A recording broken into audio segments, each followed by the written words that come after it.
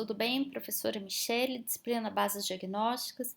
Hoje nós vamos falar sobre os catéteres Swan-Ganz, pressão arterial média, pressão arterial invasiva.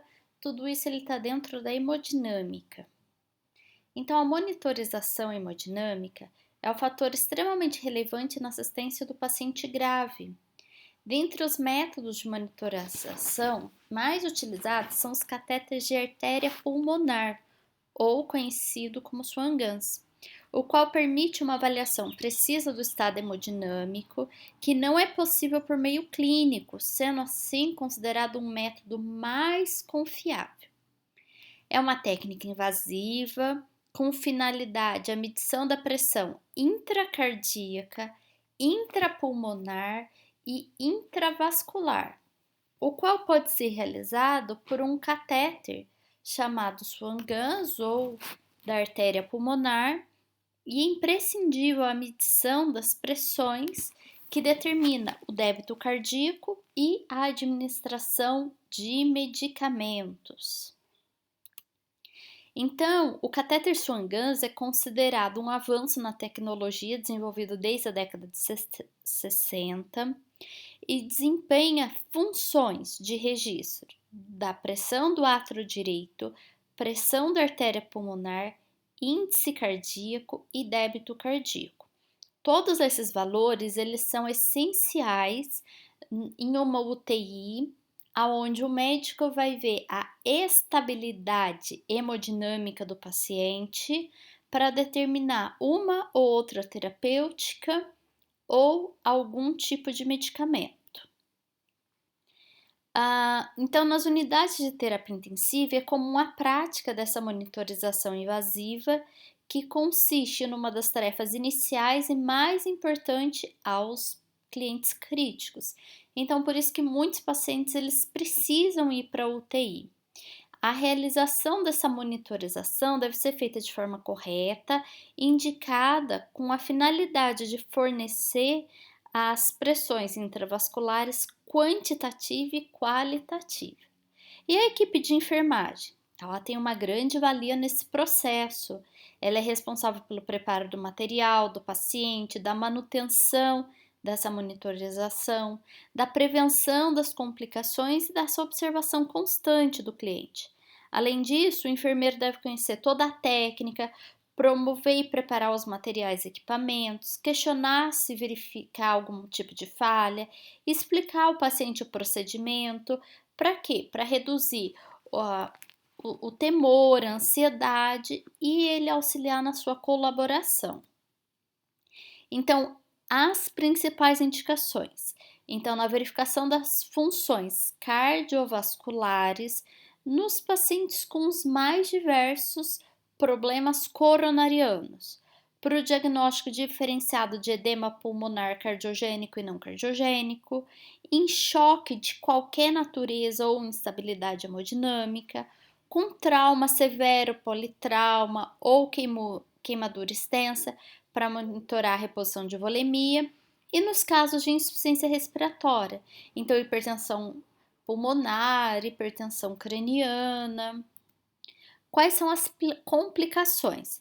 Nós vamos ver que nós temos complicações na punção, na manutenção e na retirada desse catéter. Então, quando a gente falar na punção arterial, pode acontecer hemorragias, hematomas e embolias ateroscleróticas, podendo levar o paciente a pneumotórax, aumento dessa pressão intrapulmonar, e várias complicações relacionadas à punção venosa, algumas de mais gravidade, outras de menos. Então, isso é para explicar para vocês que o paciente, quando o médico está executando a técnica, o enfermeiro ele tem que estar atento a qualquer tipo de instabilidade nesses sinais vitais, nesses parâmetros que o paciente pode apresentar, porque a quantidade de complicação ela é muito grande. No posicionamento, quando o médico vai posicionar ele no ventrículo, ele pode disparar arritmias, extrasístoles ventriculares, ah, porque o ventrículo direito pode ficar irritado com essa inserção de posicionamento do catéter, tá? Ou ele pode até deslocar esse catéter na hora da punção, na hora desse posicionamento, tá? É muito raro, mas pode acontecer reações fatais na hora desse posicionamento por conta desses estímulos. Enquanto a permanência, esse paciente pode desenvolver infecções, endocardite, sepsis, trombose local ou na inserção ou infarto pulmonar. Então, a gente vai se preocupar muito com as complicações da permanência, porque essas é que o enfermeiro vai ter que estar monitorando, fazendo um curativo estéreo, a troca das soluções, tudo muito estéreo, para evitar essas complicações. E tem as complicações da retirada. Então, o introdutor, ele é um fio e ele pode, na hora de retirar, ter um nó, quebrar o catéter, levar a arritmia ou a embolia. Então, de novo, mesmo para retirar esse catéter, eu tenho que ter muita atenção e monitoramento. Então, o que é esse catéter Swan-Gus? Ele é um catéter que ele tem algumas vias, alguns balões. Ele tem um balonete inflável na ponta, como mostra a figura para vocês verem. E aí vocês vão ver que esse balonete ele tem que ir para a artéria pulmonar, tá? Ele tem um diâmetro de 7 French, 110 centímetros, uma graduação de 10 em 10. Ele tem dupla via para a transmissão de sinal pressórico, então distal e proximal, um termissor incorporado para o cálculo do débito cardíaco e uma via de válvula para insuflação desse balonete, tá? Então, desde a sua descoberta e na passagem de todos esses anos, a conjuntura desse catéter ele não mudou muito, tá? Quais são os materiais que nós devemos preparar?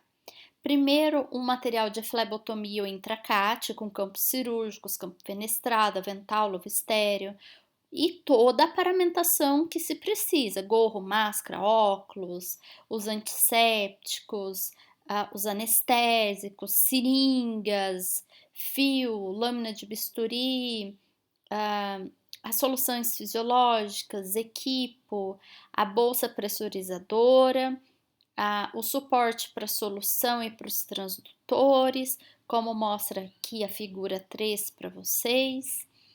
O catéter, o introdutor do catéter com um dilatador venoso e o kit de monitorização. E o monitor com a saída para os eletrocardiogramas e para a pressão invasiva. Então, quando posicionado corretamente, obtém os parâmetros fisiológicos com pressão venosa central, pressão sistólica e diastólica do ventrículo direito, obtidas durante o posicionamento, pressão sistólica e diastólica da artéria pulmonar. Quando insufla o balonete dentro de um dos ramos da artéria pulmonar, verifica-se os valores da pressão capilar pulmonar, da pressão arterial pulmonar ocluída, que servirá de dados para identificar a pressão hidroestática capilar pulmonar, a pré-carga do ventrículo esquerdo. Então, além desses parâmetros, pode-se utilizar esse catéter para colher sangue venoso misto, para fazer análise da gasometria, de oxímetro, para a mensuração do débito cardíaco e das termodiluições. Então, a inserção e a retirada da punção percutânea geralmente das veias subclávia, jugular externa ou interna, da veia femoral ou uma dissecação da intercubital. Essa não é tão utilizada, tá? A gente vê muito subclávia, jugular e femoral. Então, todo esse procedimento de inserção do catéter é realizado por uma técnica é, é, com uma pequena diferença que é descrita. Então, Sintra, ele descreve que essa técnica, as veias de escolha são a jugular e a subclávia. O médico ele tá todo paramentado, verifica-se a integridade desse balonete, e vai verificar quem estiver auxiliando. Então, geralmente, o enfermeiro, ele tá também todo paramentado, faz essa verificação e irriga no sistema para ver se também toda essa parte está funcionando adequadamente. Então, primeiramente, vai abrir o kit com o introdutor, que vai ser feito a punção, e aí deixa para abrir o catéter do sistema e o sistema após todo esse processo, porque senão é muito material, tá? Aí você vai por etapas. Então, no procedimento de punção, o médico vai escolher a via que ele vai introduzir, coloca esse fio guia metálico flexível, faz um pequeno corte com a lâmina do bisturi, passa primeiro o dilatador do fio guia, retira o dilatador com o introdutor e depois são passados com o fio guia. Retira o fio guia e a cânula interna, tá? Fixa na pele desse paciente e aí tem a passagem do catéter, tá? Que aí ele é que vai. Então, primeiro faz toda essa parte do fio guia para posicionar e aí depois é que passa o catéter Swan-Ganz, tá? E aí ele consegue, através das medidas, saber até onde ele deve chegar. Então, após a fixação do introdutor, a parte interna desse catéter Swan-Ganz abre sobre a mesa o catéter e o kit. O médico pede esse kit, essa conexão, e aí você vai abrir agora o equipo da bolsa pressurizadora. Então, coloca o equipo, o kit com a solução fisiológica heparinizada dentro da bolsa, pendura lá e o suporte de solução para transdutor, ele tem que estar adaptado, identificando as duas vias para saber qual vai ser a pressão arterial e qual vai ser a venosa. Então você vai identificar com A e com V. Aí você vai insuflar essa bolsa 150 a 300 milímetros de mercúrio através do sistema intraflau. Esse sistema irriga todo o prolongamento desse equipo. Então, dentro do equipo de monitorização estão todos os dispositivos para irrigação contínua sob pressão, prepara a solução utilizada no sistema de pressão, então a solução com ou sem heparina, e esse sistema de irrigação sob uma pressão aproximadamente de 300 milímetros de mercúrio envia um fluxo para esse catéter. Então, a literatura questiona se tem que usar a heparina em qual concentração, se é a de 1 ml mesmo na solução, por conta dessa pressão que já se tem. Mas o que se lembra nós devemos seguir o protocolo da instituição, tá? Aí depois você vai encontrar o nível 0 na linha axilar média do paciente, vai nivelar a torneirinha, que aí ela que vai conseguir dar toda a sua medida. Quais são os cuidados de enfermagem? Nós temos que saber que nós é que vamos preparar todo o material para esses catéteres, nós vamos monitorar o circuito de pressão, auxiliar o médico no procedimento, vai verificar as curvas de pressão. Depois do catéter passado, nós temos que sempre avaliar sinais flogísticos, sangramento, o curativo, fazer todas as trocas de vias quando for necessário, a fixação delas e A troca do sistema vai depender de cada instituição, mas ele pode ficar de 72 a 96 horas para precisar trocar. E eu sempre tenho que ver a zeragem do aparelho quando eu tenho uma mudança de posição do paciente. Então, eu tenho que voltar a colocar a coluna de água do transdutor na linha axilar média do paciente, no espaço intercostal, para verificar essa torneirinha. Eu mandei um vídeo específico para vocês para ver essa calibragem do aparelho, tá bom?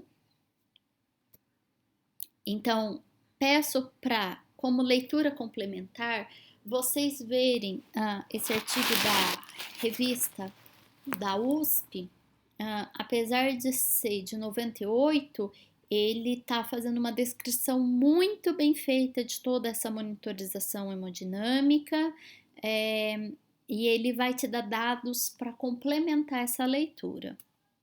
E os vídeos, 2 vídeos práticos, o primeiro ele está falando sobre como achar esse ponto zero, e o segundo é uma parte prática mesmo de como passa esse catéter para vocês verem tudo isso que eu acabei de descrever para vocês.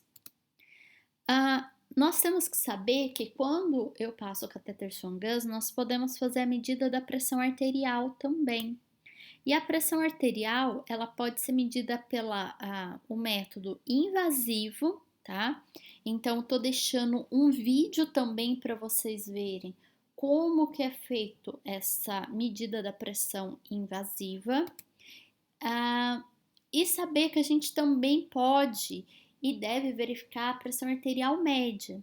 Quando? Em pacientes graves com instabilidade hemodinâmica, choque de qualquer causa, monitorização intraoperatória de cirurgia de grande porte, crise hipertensiva, infusão contínua de drogas vasoativas, uso de balão intraórtico, traumas neurológicos ou politrauma, ou uma coleta seriada de gasometria. Nós temos o método da pressão arterial média não invasivo, tá? É uma conta que a gente faz, é uma fórmula matemática. Pressão arterial média é igual a pressão arterial sistólica mais pressão arterial diastólica vezes 2, tudo isso dividido por 3. Então, eu dou um exemplo ali para vocês.